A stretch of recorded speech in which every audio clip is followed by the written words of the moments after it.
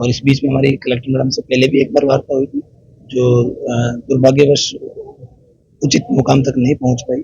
और आज हम मैडम ने हमें दोबारा बुलाया था वार्ता के लिए, और हम अभी यहाँ वार्ता के लिए हैं।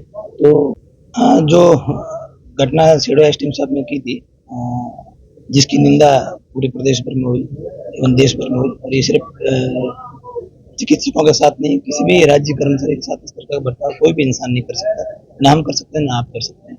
ये निंदनीय घटना थी, और जिस भी बिहेव में उन्होंने किया है, वीडियो बनाकर इसे और पब्लिक करना, तो इससे प्रशासन और चिकित्सा विभाग और चाहे प्रदेश का कोई भी विभाग हो, तो उनके साथ में इस तरीके का जो पब्लिक में गंदा मैसेज है वो भी नहीं जाना चाहिए था।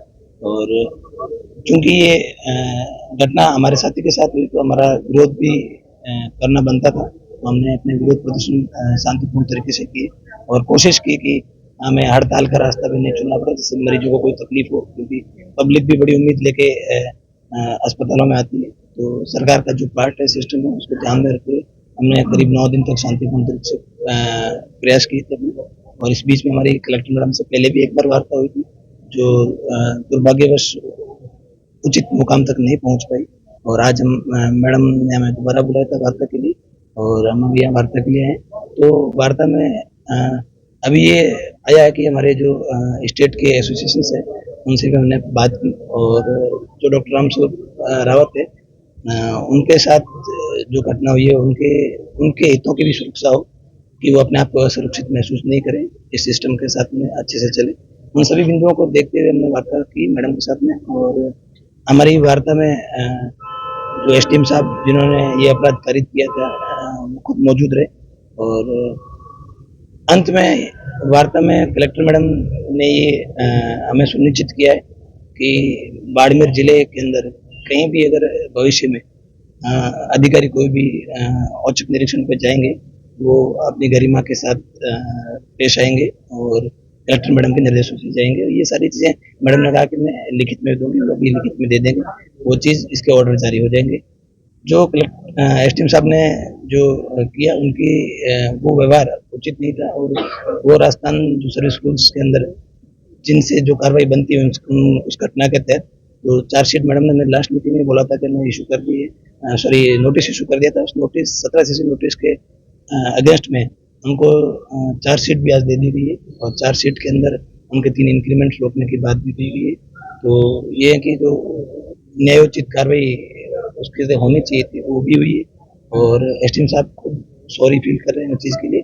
उन्होंने पब्लिकली ये चीज़ माफ़ी मांगी है कि मेरे से आवेश में आकर ये चीज़ गलत हो गई है, और मैं डॉक्टर रामस्वरूप रावत से माफ़ी मांगता हूँ। तो जो हमारी मुख्य मांग हालांकि निलंबन तक की थी कि निलंबित होना चाहिए, लेकिन अब जो स्थितियां बनी है, उस स्थितियों के साथ में जो हमारी स्टेट एसोसिएशन और मैडम की वार्ता के बाद में, और एसडीएम साहब के दिल से उनकी माफ़ी मांगने पर, क्योंकि हमारा कभी भी ये मुद्दा इस तरीके से नहीं था कि हम इसको अपने आप को ऊपर दिखाएं या फिर उस तरीके से लेते हैं, क्योंकि हमें भी मरीजों की सेवा करनी है, और सरकार के पार्ट है, सरकार का सारे काम भी करने हैं, पब्लिक भी परेशान नहीं होनी चाहिए।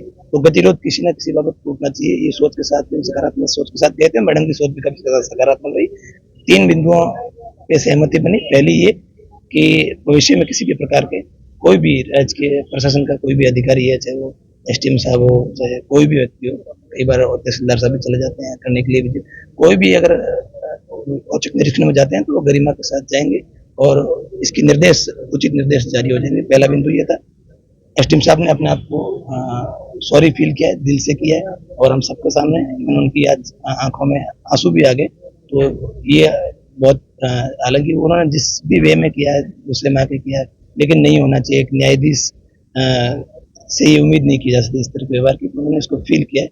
और तीसरा बिंदु ये रहा है कि जो उनकी जो चार्जशीट है वो इशू कर दी गई है, और डॉक्टर रामस्वरूप रावत को ये इंश्योर किया गया है उनके हितों की सुरक्षा के लिए, अगर वो वहाँ पे अपने आप को असुरक्षित महसूस करते हैं, क्योंकि वो खुद कोटपुतली के रहने वाले हैं, बाड़मेर के नहीं है, और काफी दूरी से रहते हैं। तो मैडम ने ये इंश्योर किया है कि जो भी उनकी डिमांड होगी, वो रुकना चाहेंगे तो वहाँ रुके, नहीं सेवा से अन्यत्र कहीं जाना चाहेंगे, या जो भी उनकी तरफ से होगा, मैडम ने कहा कि मैं इनके साथ में करूंगी, तो उनके हितों की सुरक्षा भी होगी।